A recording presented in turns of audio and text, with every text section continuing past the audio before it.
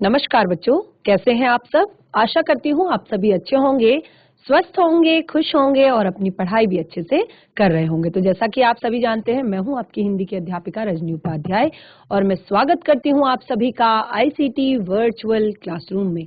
और आज हम यहाँ पर एकत्रित हुए हैं पढ़ने के लिए क्लास 12th की हिंदी। क्लास 12th की हिंदी में आज हम पढ़ेंगे आपके वितान पाठ्य पुस्तिका भाग 2 का चैप्टर 4, जिसका नाम है डायरी के पन्ने। और ये जो डायरी के पन्ने, ये चैप्टर आपकी पाठ्य पुस्तिका में दिया गया है। ये डायरी के पन्ने हैं एनी फ्रैंक की डायरी के, जो कि डच भाषा में लिखी गई एक डायरी है एनी फ्रैंक द्वारा, और 1947 में इन्होंने ये डायरी लिखी थी। डायरी के पन्ने जो ये चैप्टर है, ये आपने क्लास 10th में आपकी जो इंग्लिश की बुक है उसमें भी आपने ये पढ़ी होंगी, यानी कि बहुत सारी चीजें आपने, बहुत सारी बातें पढ़ी होंगी कि किस तरह से यहूदियों पर जो अत्याचार उस समय हुए थे और किस तरह की उस टाइम पे परिस्थितियां थी। तो वो सारी जो एनी फ्रैंक ने अपने जीवन में झेला, जो भी अपने जीवन में देखा, उन्होंने वो सारी चीजें अपनी डायरी में लिखी थी। यानी कि वो अपनी डायरी को अपनी एक दोस्त की तरह मानती थी, अपने बेस्ट फ्रेंड की तरह मानती थी, और उन्होंने उसका नाम किटी रखा हुआ था। तो इसी डायरी के पन्नों के बारे में हम पढ़ते हैं, इसी डायरी को हम आज पढ़ेंगे। बहुत सारी बातें आपको उस समय के बारे में इस पाठ से पता चलने वाली हैं कि क्या क्या परिस्थितियां उस समय बनी हुई थी एनी फ्रैंक के जीवन में। तो शुरू करते हैं हम आज का सेशन, चलते हैं स्मार्ट बोर्ड की तरफ। सभी बच्चे ध्यानपूर्वक पढ़ेंगे। तो जैसे कि मैंने आप लोग को बताया, आज का हमारा चैप्टर है डायरी के पन्ने, और ये डायरी के पन्ने जो है वो एनी फ्रैंक की डायरी के पन्ने हैं। और यहाँ पे आप देख सकते हैं, बुधवार 8 जुलाई 1942 में ये डायरी उन्होंने लिखना शुरू किया था, और उन्होंने अपनी डायरी का नाम जो रखा था वो था किटी। और मैंने आप लोग को बताया कि ये जो डायरी है आपकी, इसके सेम चैप्टर बिल्कुल आपने अपनी क्लास 10th में जरूर पढ़ा होगा अपनी इंग्लिश की बुक में। तो एक बार आप सब लोग हैंड रेज कर दीजिए, अगर आप सभी को मेरी आवाज आ रही है तो एक बार हैंड रेज कर दीजिए, जितने भी स्कूल्स जुड़े हुए हैं। अगर आपको मेरी आवाज आ रही है हैंड रेज कीजिए। Yes, very good. और क्या आप क्लास 12 के बच्चे हैं? क्या आप क्लास 12 के बच्चे हैं? यस, अगर आप क्लास 12 के बच्चे हैं तो हैंड रेज कीजिए। Yes, very good. तो बच्चे, हम इस चैप्टर को शुरू करते हैं। अभी हम इस चैप्टर को पढ़ेंगे, लेकिन एंड में मैं आप लोगों के साथ डिस्कशन करूंगी थोड़ा कि क्या आप लोगों का आपको किसी पाठ में, किसी चैप्टर में कोई भी दिक्कत हो या समस्या हो तो आप मेरे साथ शेयर कर सकते हैं। तो आप डिस्कस भी आपस में कर लीजिए कि आपको मुझे जो चीजें बतानी है या मेरे साथ शेयर करनी है। तब तक हम अपना चैप्टर शुरू करते हैं, और बहुत ही महत्वपूर्ण पाठ है आपका ये एनी फ्रैंक की डायरी। तो यहाँ पर बताया गया है कि ऐसा लग रहा है मानो रविवार के बाद बरसों बीत गए हों, इतना कुछ हो गया और जैसे पूरी दुनिया ही उलट पुलट गई। लेकिन जैसा कि तुम देख सकती हो किट्टी, मैं जिंदा हूं, लेकिन यह मत पूछो कि कहाँ और कैसे। मैं जो कुछ भी कह रही हूं उसमें शायद कोई बात तुम्हारे पल्ले पड़े, इसीलिए मैं तुम्हें शुरू से बताती हूं कि रविवार की दोपहर को क्या हुआ था। तो जैसे कि मैंने आपको बताया कि जो एनी फ्रैंक है, उन्होंने अपनी जो डायरी है उसका नाम किट्टी रखा हुआ है, और उसको वो अपनी बेस्ट फ्रेंड मानती हैं। और एक समय ऐसा आया उनके जीवन में, ऐसी परिस्थितियां उनके जीवन में बनी कि उनको बहुत सारे अत्याचार सहने पड़े, बहुत सारे जुल्म सहने पड़े, और यहाँ तक कि उन्हें अपना घर तक छोड़ना पड़ा, और उनके पूरा जो परिवार था वो बिछड़ गया था उनसे। और अब वो सारी चीजें, सारी बातें वो अपनी इस डायरी में लिख रही हैं। और उन्होंने कहाँ से शुरू किया है लिखना, वो आप पढ़िए। वो बताती हैं कि रविवार का दिन है, और उसके बाद ऐसा लगता है कि उस रविवार के दिन से अभी तक का समय मुझे ऐसा लगता है जैसे बरसों बीत गए हों। और उस दिन ऐसा कुछ हुआ कि जिससे पूरी दुनिया ही उलट पुलट गई। किसकी दुनिया? एनी फ्रैंक की दुनिया। वो कहती है, लेकिन जैसा कि तुम देख सकती हो मैं जिंदा हूं, लेकिन मुझसे यह बिल्कुल मत पूछना कि मैं कहां और कैसे हूं, क्योंकि ऐसी परिस्थिति वो छिपी हुई है, ऐसी जगह पर वो छिपी हुई है कि वो कुछ कह नहीं सकती। और वो कहती है अगर मैं इस तरह से बताऊंगी तो शायद मेरी बातें तुम्हारे पल्ले ना पड़े, तो इसीलिए मैं शुरू से तुम्हें बताती हूँ कि रविवार की दोपहर को क्या हुआ था। 3 बजे थे, हेलो जा चुका था, लेकिन वह दोबारा फिर आने वाला था। तभी दरवाजे की घंटी बजी। चूंकि मैं बालकनी में धूप में अलसाई सी बैठी पड़ रही थी, इसीलिए मुझे घंटी की आवाज सुनाई नहीं दी। और कुछ देर रसोई के दरवाजे पर मार्गेट नजर आई। कुछ देर बाद रसोई के दरवाजे पर मार्गेट नजर आई। वह बहुत गुस्से में थी। पापा को एएसएस से बुलाया जाने का नोटिस मिला है। वह फुसफुसाई, माँ मिस्टर वान दान को देखने गई हुई है। मिस्टर वान दान पापा के बिजनेस पार्टनर हैं और उनके अच्छे दोस्त हैं। मैं अवाक रह गई थी। बुलावा?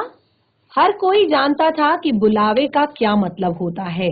यातना शिविरों के नजारे और वहां की कठोरियों की दृश्य कोठरियों के दृश्य मेरी आंखों के आगे तैर गए।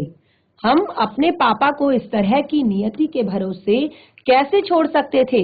हम उन्हें हरगिज नहीं जाने देंगे।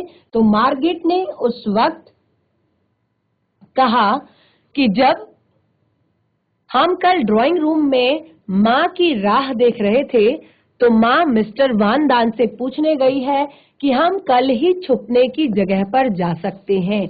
वान दान परिवार भी हमारे साथ जा रहा है। हम लोग कुल मिलाकर 7 होंगे। मौन।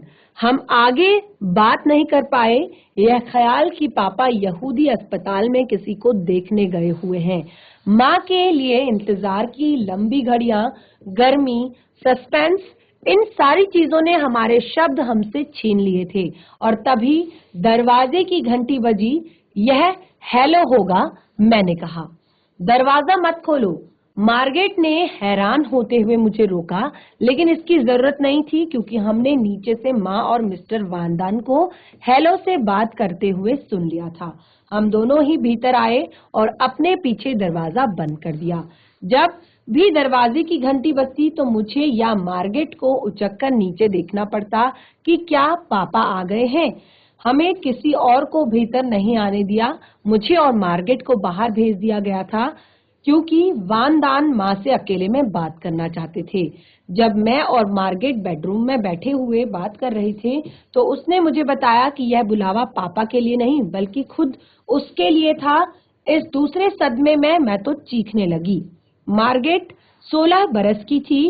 तय है कि वे लोग इस उम्र की लड़कियों को उनके खुद के भरोसे यहाँ से भेजना चाहते हैं, लेकिन भगवान का शुक्र है वह नहीं जाएगी। माँ ने मुझसे यही कहा था। पापा मुझे छिपने की जगह पर जाने की बात कर रहे थे। उन्होंने भी शायद यही कहा होगा, क्योंकि यहाँ पर जैसे कि मैंने आपको बताया कि यहूदियों ने और इन पर बहुत सारे अत्याचार वहां पर किए गए थे। तो वो कहती हैं कि अब एक टाइम के बाद उनको वहां पर से भागना पड़ा। इतनी ज्यादा उनके लिए अत्याचार वहां पर हो गए, इतनी ज्यादा परेशानियां उनको वहां पर हो गई। तो अब वो भागने की या छुपने की कोई जगह ढूंढ रहे थे। तो वो कहते हैं अज्ञातवास, हम कहाँ जाकर छुपेंगे?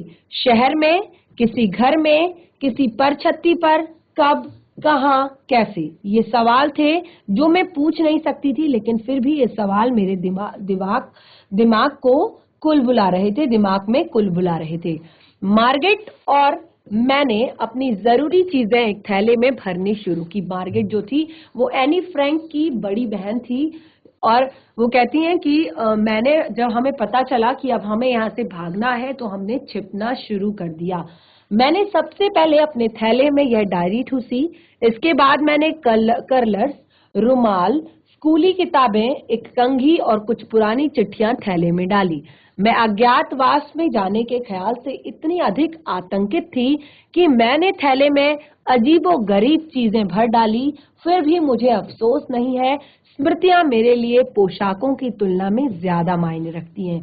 तो वो कहती हैं कि मैं इतनी ज्यादा डरी हुई थी अज्ञातवास में जाने के लिए, या किसी अन्य अज्ञातवास यानी कि जहां का कोई पता ना हो, कोई ऐसी जगह जहां का किसी को पता ना हो, उस जगह पर छिपने के लिए हम जा रहे थे। तो वो कहती हैं कि मैंने डर के कारण अपने बैग में इतनी सारी अजीब चीजें डाल ली, लेकिन फिर भी मुझे जरा सा अफसोस नहीं हुआ, क्योंकि मेरे लिए जो मेरी यादें हैं, मेरी पुरानी जो यादें हैं, पुराने जीवन से जुड़ी हुई कुछ जो यादें हैं, वो बहुत ज्यादा जरूरी हैं। उनसे पोशाकों यानी कि मेरे कपड़ों की तुलना में, कि मैं रोज नए कपड़े बदलूं, मैं रोज अलग कपड़े पहनूं, उसकी तुलना में मेरी जो जो पुरानी यादें हैं ये ज्यादा मायने रखती है। तब हमने मिस्टर क्ली मैन को फोन किया कि क्या वे शाम को हमारे घर आ पाएंगे। मिस्टर वान दान चले गए ताकि मियम को लिवा ला सकें। मियम आई और वादा किया कि वे रात को एक बार फिर आएंगी। वे अपने साथ जूतों, ड्रेसों, जैकेटों, अंडरवेयरों तथा स्टॉकिंग्स से भरा एक थैला लेकर गई। इसके बाद हमारे फ्लैट में सन्नाटा छा गया। हम में से किसी की खाना खाने की इच्छा नहीं हुई। मौसम भी गर्म था और सारी चीजें जैसे हमारे लिए अजनबी होती जा रही थी। हमने अपना ऊपर वाला एक बड़ा कमरा 30 बरस के एक विधुर मिस्टर गोल्डशिम्ड को किराए पर दे रखा था। तय था कि उसे उस शाम को कोई काम धंधा नहीं था। इसके बावजूद हमारे कई इशारों के बावजूद वो रात 10 बजे तक वहीं पर मंडराता रहा। मियम और जॉन गिएज रात 11 बजे आए और मियम 1933 से पापा की कंपनी में काम कर रही थी। जो मियम थी वो 1933 से एनी फ्रैंक के जो पिताजी हैं, एनी फ्रैंक के जो फादर हैं, उनकी कंपनी में काम कर रही थी। तो वो कहती है इसीलिए पापा के करीबी दोस्तों में थी। जो मियम थी वो एनी फ्रैंक के पापा के जो करीबी मित्र थे, उनकी अच्छे दोस्तों में वो एक थी। फिर एक बार जूते, स्टॉक और उसके पति जॉन भी पापा के अच्छे मित्र थे। एक बार फिर जूते, स्टॉकिंग्स, अंडरवेयर और किताबें मियम के गहरे बैग और जॉन की जेबों में से गायब हो रही थी। 11:30 बजे वे खुद भी विदा लेकर चले गए। यानी कि वो कहती हैं कि हमने जो सारा सामान था वो रखवा लिया था, और 11:30 बजे रात को जो मियम थी, उनके हस्बैंड थे, उनको भी हमने भेज दिया था, यानी कि वो भी चले गए थे। खुद भी मैं बुरी तरह से थक गई थी। फिर भी एक बात मैं अच्छी तरह जानती थी कि यह रात मेरे अपने बिस्तर पर मेरी आखिरी रात है। वो कहती हैं कि फिर भी मैं ये जानती थी कि जो ये रात है ये मेरे बिस्तर पर मेरी आखिरी रात है, क्योंकि मुझे आज इस घर को छोड़कर जाना था।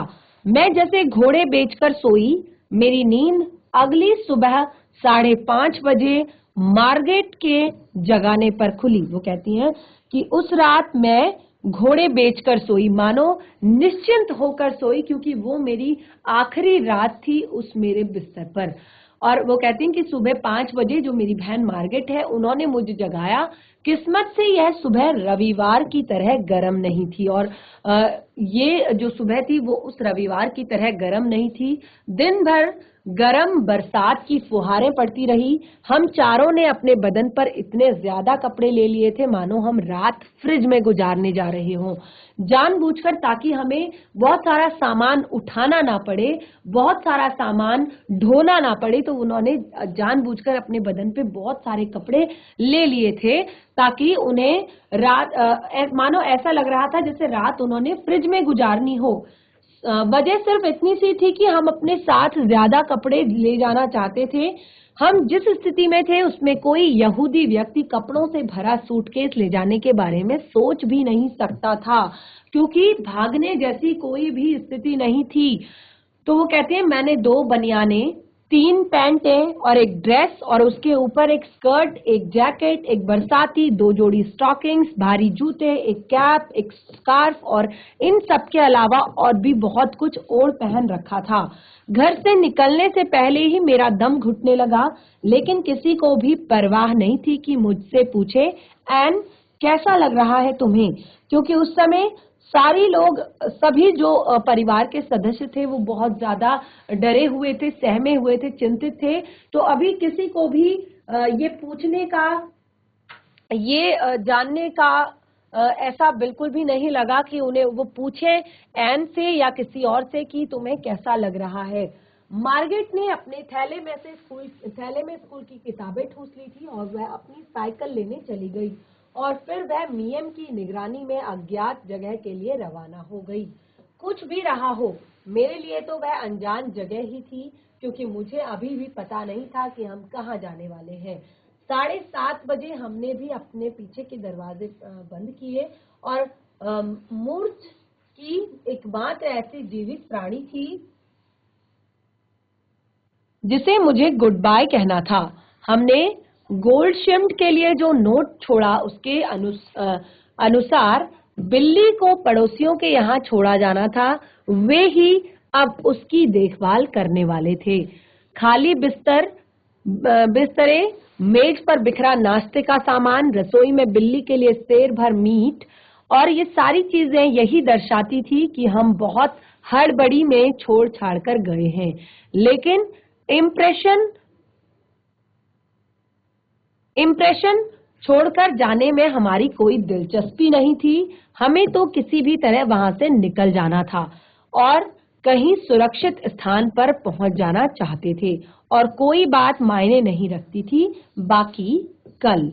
तो ये 8 जुलाई को एन फ्रैंक ने लिखा, जब 8 जुलाई 1942 को अपनी जो प्यारी किट्टी है, अपनी जो प्यारी डायरी है, तो उन्होंने कहा कि अभी तक वो घर छोड़ चुके थे। इस जो डायरी के ये जो पन्ने हैं, यहाँ पे तक वो अपना घर छोड़ चुके थे और वो कहते हैं कि जब वो घर छोड़ रहे थे तो किस हालत में उनका घर था, किस परिस्थिति में वो घर को छोड़कर गए थे। तो वो कहते हैं कि हमें ऐसा कुछ इम्प्रेशन जमाने की कोई दिलचस्पी नहीं थी कि हम दिखाएं लोगों को कि हम कैसे जा रहे हैं, लेकिन फिर भी क्योंकि हमारी मजबूरी थी इसीलिए हम ये सारी चीजें छोड़कर इस तरह से गए थे। नेक्स्ट डे का जो लेटर यहाँ पर लिखा गया है, तो आखिर हम चल पड़े 9 जुलाई 1942। तो आखिर हम चल पड़े। मम्मी पापा और मैं तेज बरसात में भीगते हुए आए। हम तीनों के कंधे पर बड़े बड़े थैले, शॉपिंग बैग्स, अलम गलम चीजों से ऊपर तक ठूस ठूस कर भरे हुए थे। सुबह सुबह काम पर जाने वाले लोग हमें बड़ी बेचारगी निगाहों से देख रहे थे। आप उन्हें देखते ही बता सकते थे कि वे आपके लिए अफसोस कर रहे थे कि वो हमें किसी तरह का वाहन नहीं उपलब्ध करा सकते। हमारे सीने पर चमकता पीला सितारा सारी दास्तान खुद ही कह देता था। जब हम गली में पहुंचे तो पापा मम्मी ने धीरे से बताना शुरू किया कि उनकी योजना क्या थी। पिछले कई महीनों के दौरान हमने थोड़ा थोड़ा करके जितना भी हो सका फर्नीचर, कपड़े, लत्ते फ्लैट से बाहर ले जाते रहे। यह तय कर लिया गया था कि हम लोग 16 जुलाई को अज्ञातवास में चले जाएंगे। अचानक मार्गरेट के लिए बुलावा आ जाने के कारण योजना को 10 दिन आगे खिसकाना पड़ा। इसका मतलब यही था कि अब हमें कम तैयार किए गए कमरों में ही समय गुजारना होगा, यानी कि जहां पर वो जा रहे थे, जो अगली जगह थी, वो कहते हैं कि इसका मतलब क्योंकि मार्गरेट के लिए बुलावा आ गया था तो हमने इस चीज से बचने के लिए उन्हें वहां से निकलना पड़ा और छिपने के लिए उन्होंने कहा कि उनके पापा के ऑफिस की इमारत ही थी जिसे समझ पाना बाहर वालों के लिए थोड़ा सा मुश्किल होगा। इसीलिए मैं थोड़ा बहुत समझा देती हूँ। पापा के ऑफिस में काम करने वाले लोग बहुत ज्यादा नहीं थे, बस मिस्टर कुगलर, मिस्टर क्लीमैन और मियम और 23 बरस की टाइपिस्ट जिसका नाम बेप वोस्क्विल था, उसको उन सबको हमारे आने के बारे में खबर थी। देखिए ये सारी चीजें क्यों हुई थी? क्योंकि हिटलर के शासन में जो यहूदी लोग थे उनको विवश कर दिया गया था कि वे अपनी पहचान के लिए पीला सितारा पहने।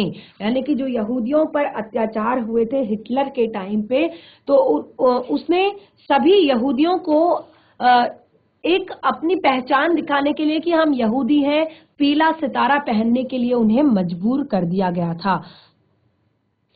तो वो कहती हैं कि वहां के सभी लोगों को हमारे आने के बारे में पता था। मिस्टर वॉस्क्वेल बेब के पिता 2 और सहायकों के साथ गोदाम में काम करते थे, उन्हें कुछ भी नहीं बताया गया था।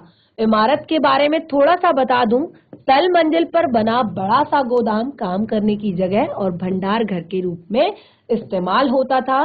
इसके अलग अलग हिस्से बने हुए थे। ये हिस्से गोदाम, पिसाई का कमरा वगैरह है।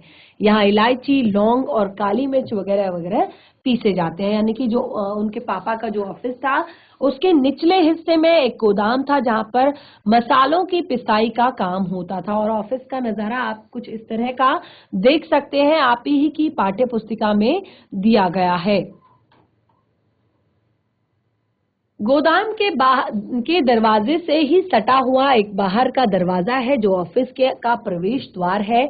ऑफिस के दरवाजे पर एकदम अंदर की तरफ दूसरा दरवाजा और उसके पीछे की तरफ सीढ़ियां ऊपर चढ़े तो एक और दरवाजा जिस पर आर पार दिखाई न देने वाला कांच की खिड़की लगी है। इस पर काले अक्षरों में कार्यालय लिखा हुआ है और यही आगे वाला बड़ा यानी कि फ्रंट का ऑफिस है और बहुत बड़ा हवादार और खूब रोशनी वाला कमरा है।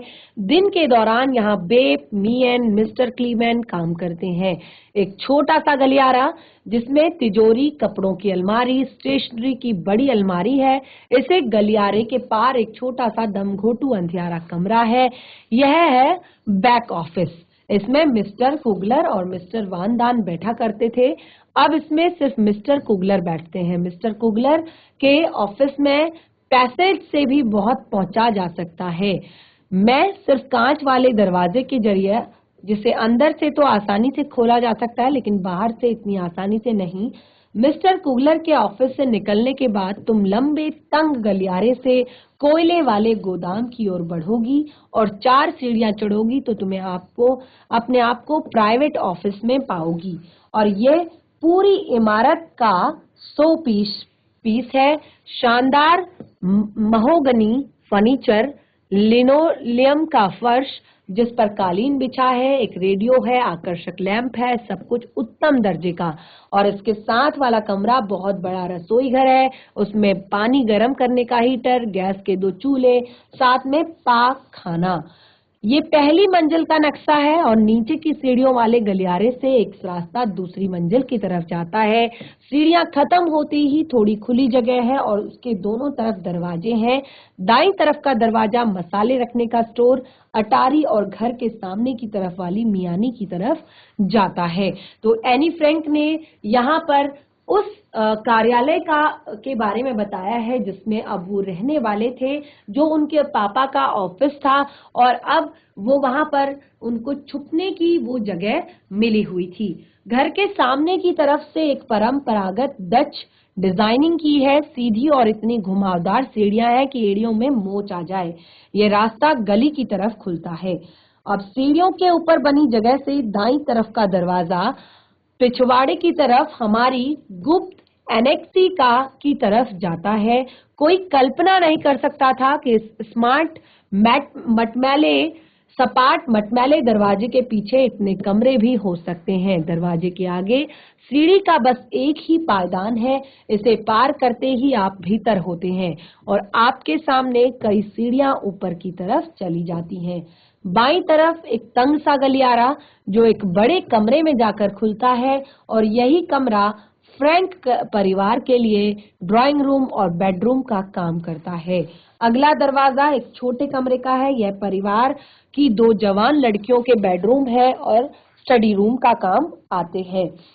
सीढ़ियों की दाईं तरफ गुसल खाना है और बिना खिड़कियों वाला यह एक कमरा है जिसमें वॉश बेसिन लगा हुआ है। किनारे की तरफ वाले दरवाजे से पाकखाने की तरफ और दूसरे दरवाजे से मेरे और मार्गेट की कमरे की तरफ जाया जा सकता है।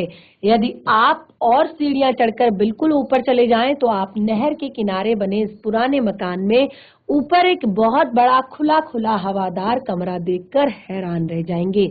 इसमें एक गैस का चूल्हा है, एक सिंक है और भगवान का शुक्र है कि यह मिस्टर कुगलर की प्रयोगशाला के काम आता था और यह मिस्टर कुगलर और मिसेज वानदान का बेडरूम और रसोई घर होगा। इसे कॉमन कमरे, डाइनिंग रूम और हम सबके लिए स्टडी के लिए भी इस्तेमाल किया जा सकेगा। यह छोटा सा कमरा पीटर वानदान के लिए बेडरूम का काम करेगा और फिर जैसी इमारत के सामने की तरफ है वैसे ही अटारी और मियानी यहाँ भी है। तो यह रहा हमारा नया गरीब खाना। लो, मैंने तुम्हें पूरी इमारत की सैर करवा दी, तुम्हारी एन। तो ये एनी फ्रैंक की डायरी का सेकंड पेज यहाँ पर कंप्लीट हुआ, जो कि उन्होंने 9 जुलाई 1942 बृहस्पतिवार यानी कि गुरुवार के दिन लिखा था। और अब नेक्स्ट जो चैप्टर है यहाँ पर उनकी डायरी का, वो है शुक्रवार 10 जुलाई 1942। अब वो फिर से अपनी प्यारी किट्टी, यानी कि क्योंकि उन्होंने अपनी डायरी का नाम किट्टी रखा हुआ है, तो वो फिर से अपनी प्यारी किट्टी को संबोधित करते हुए कहती है, मैंने घर के लंबे चौड़े बखान के साथ हो सकता है तुम्हें बोर कर दिया हो। अब वो अपनी फ्रेंड से कह रही है, अपनी मित्र जो किट्टी है उससे कह रही है कि मैंने शायद घर के इस लंबे चौड़े बखान के साथ तुम्हें बोर कर दिया है, लेकिन मैं अभी भी यह सोचती हूँ कि तुम जानो कि हम कहाँ आ पहुंचे हैं। मैं यहाँ कैसे आ पहुंची इसके बारे में तुम्हें मेरे आगे के पत्रों से पता चलेगा, लेकिन मैं अपना किस्सा जारी रखूंगी। मैंने अभी तक अपनी बात पूरी नहीं की। 263 प्रिंसेग्रास्ट से हमारे पहुंचने पर मीएम तुरंत लंबे गलियारे से सीढ़ियों से ऊपर दूसरी मंजिल पर और फिर एनेक्सी में ले आई। उसने हमें अकेला छोड़ा और हमारे पीछे दरवाजा बंद कर दिया और मार्गेट अपनी साइकिल पर पहले ही आ चुकी थी और हमारी राह देख रही थी। हमारी बैठक और दूसरे कमरे सामान से ठूसे पड़े थे, कहीं तिल धरने की जगह नहीं थी। पिछले महीने में जो कार्डबोर्ड के बक्से ऑफिस में भेजे गए थे, चारों तरफ फर्श पर बिस्तर पर फैले पड़े थे। छोटा कमरा फर्श से छत तक कपड़ों से अटा पड़ा था। उसे रात अगर हम ढंग से सोने के बारे में सोचते तो ये सारा सामान तरतीब से लगाने की जरूरत नहीं थी। हमें सफाई का काम तुरंत शुरू कर देना था। माँ और मार्गेट की तो हाथ हिलाने की भी हिम्मत नहीं थी। वे बिना चादरों वाली गद्दियों पर ही पसर गई, थकी, बेहाल और पस्त। लेकिन पापा और मैंने सफाई का मोर्चा संभाला, तुरंत जुट गए। हम सारा दिन पैकिंग खोलते रहे, अलमारियां भरते रहे, कीलें ठोकते रहे और तमाम सामान ठिकाने पर लगाते रहे। आखिर थक कर चूर हो गए और साफ बिस्तरों पर ढह गए।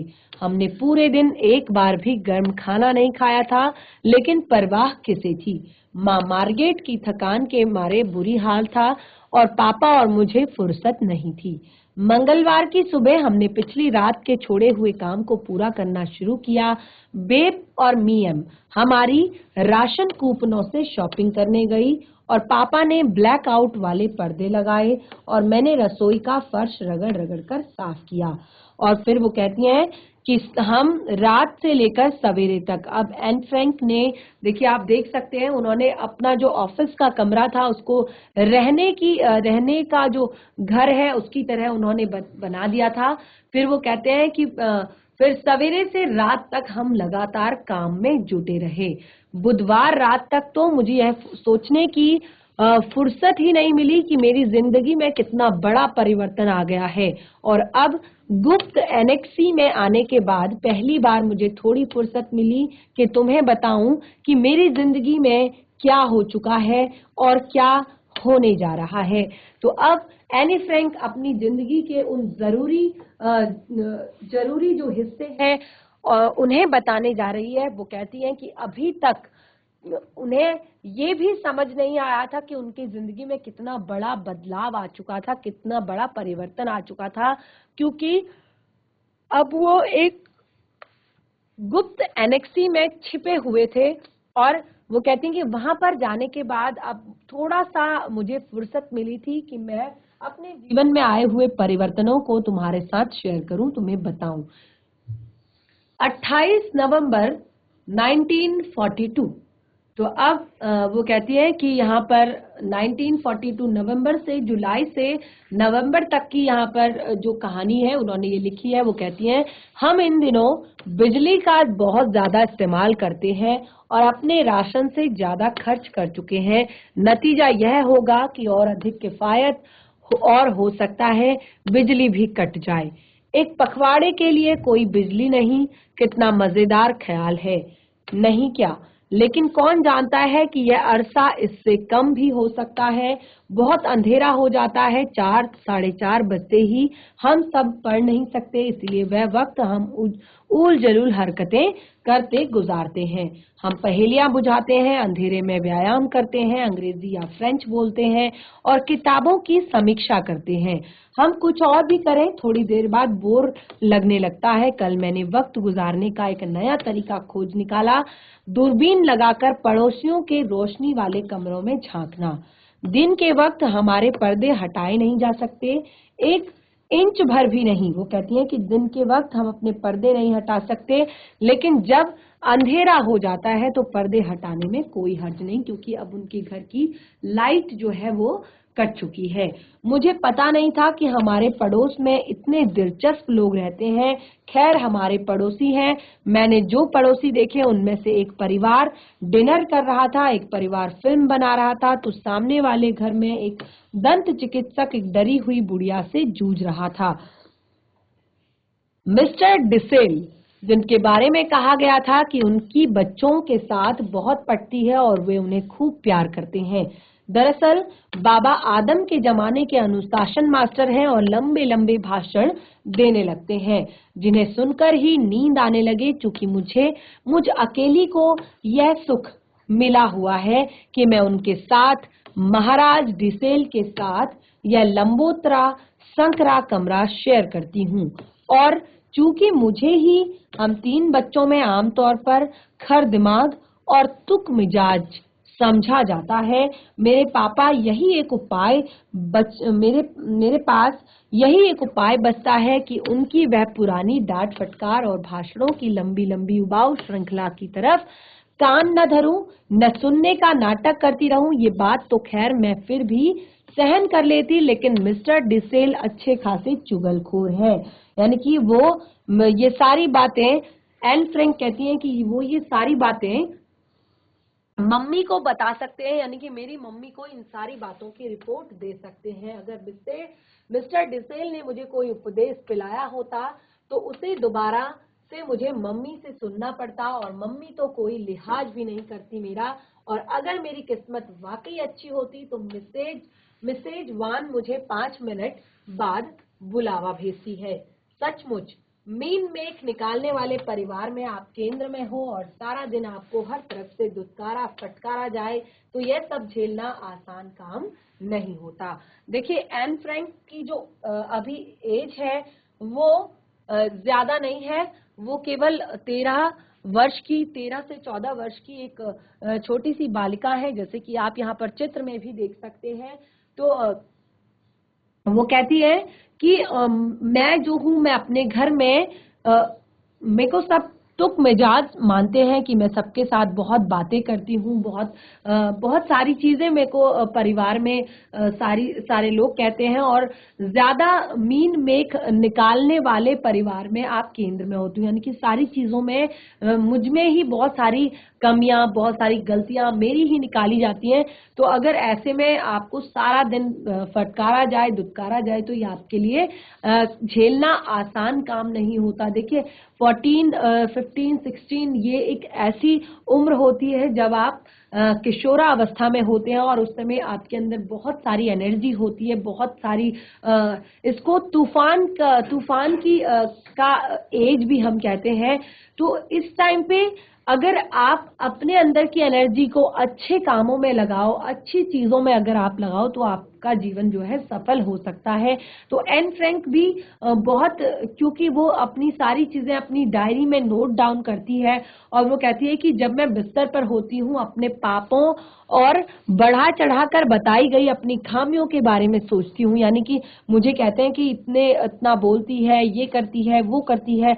तो वो कहते हैं जब मैं रात को अपने बिस्तर पर होती हूँ तो मैं अपनी सारी चीजों को के बारे में सोचती हूँ, तो वो इतनी ज्यादा होती हैं कि मैं अपने मूड के हिसाब से या तो मैं उन पर हंस सकती हूँ या रो ही सकती हूँ। यानी कि दिन भर जो भी उनके साथ हुआ है, जो भी उनको परिवार द्वारा कहा गया है, बोला गया है, वो कहती हैं कि मैं सारी चीजों को सोचती हूँ और फिर अपने मूड के हिसाब से, यानी कि अगर मेरा मूड अच्छा है तो मैं उस पर हंसती हूँ और या तो मैं रो लेती हूँ और इस अजीब ख्याल के साथ सो जाती हूँ कि मैं जो कुछ हूँ उससे अलग होना चाहती हूँ या मैं उससे अलग तरीके से व्यवहार करना चाहती हूँ। यानी कि वो कहती हैं कि जब मुझे ऐसा लगता है कि शायद ये चीजें गलत हैं तो मैं सोते वक्त ये सोचती हूँ कि मैं उनसे अलग होना चाहती हूँ या फिर मैं उस तरीके के से व्यवहार करना चाहती हूँ जो मैं हूँ या जो मैं होना चाहती हूँ। मेरी प्यारी किट्टी, अब मैं तुम्हें कितना उलझा रही हूँ, लेकिन मैं चीजें एक बार लिखकर उन्हें काटना पसंद नहीं करती और इस कमी वाले वक्त में कागज को मोड़ तोड़कर ही रद्दी की टोकरी में डाल देना बिल्कुल मना है। इसीलिए मैं तुम्हें सिर्फ यही सलाह दे सकती हूँ कि तुम ऊपर वाले हिस्से को फिर से पढ़ने की कोशिश मत करना, क्योंकि इसमें तुम्हें बात का सिर पैर भी नहीं मिलेगा। तो एन फ्रैंक जो भी अपने बारे में लिखती है, देखिए अभी यहाँ पर जो कुछ भी लिखा गया है शायद ये आपको भी आपके जीवन से जुड़ा हुआ लग रहा होगा, क्योंकि ये जो एज है उसमें दिमाग में इतने सारे सवाल, इतने सारे प्रश्न, इतनी सारी चीजें आपके अंदर होती हैं कि आप कंफ्यूज हो जाते हैं। तो जैसे ही एन फ्रैंक ने यहाँ पर चीजें लिखी हुई है, सचमुच जो वो कहना चाहती हैं अपनी प्यारी किट्टी को, वो कहती है कि मैं तुम्हें कितना उलझा रही हूँ। यानी कि जो ऊपर लिखी गई चीजें हैं, ऊपर लिखी गई जो बातें हैं, उनमें कुछ भी क्लियर नहीं हो रहा है कि एन फ्रैंक कहना क्या चाहती हैं। तो वो कहती हैं कि कोई बात नहीं, फिर भी मैं एक बार लिखी गई चीज को काटना पसंद नहीं करती और दूसरा, इस कमी वाले वक्त में मैं कागज को फाड़ कर तोड़ मरोड़ कर रद्दी की टोकरी में डाल देना बिल्कुल भी नहीं चाहती। इसीलिए मैं तुम्हें सलाह देती हूँ कि जो कुछ भी हमने पढ़ा उस पर जो कुछ भी तुमने पढ़ा, तुम उस हिस्से को दोबारा पढ़ने की कोशिश मत करना, क्योंकि तुम्हें इस बात का कोई भी सर पैर नहीं मिलेगा। तुम्हारी एन। तो ये एन फ्रैंक की जो तीसरा जो डायरी का पन्ना है, ये भी हम कंप्लीट कर चुके हैं। तो अभी तक आपने जान लिया है कि एन फ्रैंक जो है वो एक छोटी सी 13-14 वर्ष की एक बच्ची है और अब वो अपने साथ हुए अत्याचारों का वर्णन इस पाठ में कर रही है। तो बच्चों, आगे आप इस चैप्टर को कंटिन्यू करेंगे तो आपको पता चलेगा कि क्यों एन फ्रैंक ने ये जो डायरी है वो लिखी, क्या क्या उनके जीवन में घटित हुआ, किस किस तरह से उनके जीवन में सारी चीजें घटित हुई। तो आज हमने जितना भी पढ़ा है आप इसको रिवाइज कर सकते हैं, आप इसको पढ़ सकते हैं। और एक और चीज मैं आप लोगों से कहना चाहती हूँ कि आज हम आपकी वितान पाठ्य पुस्तिका का 4th चैप्टर पढ़ रहे हैं, लेकिन नेक्स्ट जो हमारा सेशन होगा, अगर हमारा ये चैप्टर कंप्लीट हो जाता है तो फिर आप मुझे अपनी परेशानियां बता सकते हैं किसी भी पाठ से जुड़ी हुई। अगर आपको पाठ को रिवाइज करना है, पाठ से जुड़े हुए प्रश्न उत्तर आप कराना चाहते हैं, या फिर आप किसी भी कविता का भावार्थ जानना चाहते हैं, किसी भी कविता को समझना चाहते हैं, सुनना चाहते हैं, तो सारी परेशानियां आप मेरे सामने रख सकते हैं। मैं आपकी सभी परेशानियों को सॉल्व करने की, सभी समस्याओं को सॉल्व करने का प्रयास करूंगी। और इसके बाद कुछ टाइम लेकर हम अपने जो सैंपल पेपर हैं इन्हें भी सॉल्व करेंगे, ताकि आपको परीक्षा में जो किस तरह का प्रश्न पत्र आपका आने वाला है, किस तरह से आपको एग्जाम में प्रश्न अटेंड करने हैं, वो सारी चीजें हम यहाँ पर डिस्कस करेंगे। तो आज का सेशन हमारा यहीं पे समाप्त होता है। हम मिलेंगे नए सेशन में, तब तक के लिए धन्यवाद। आपका दिन शुभ हो।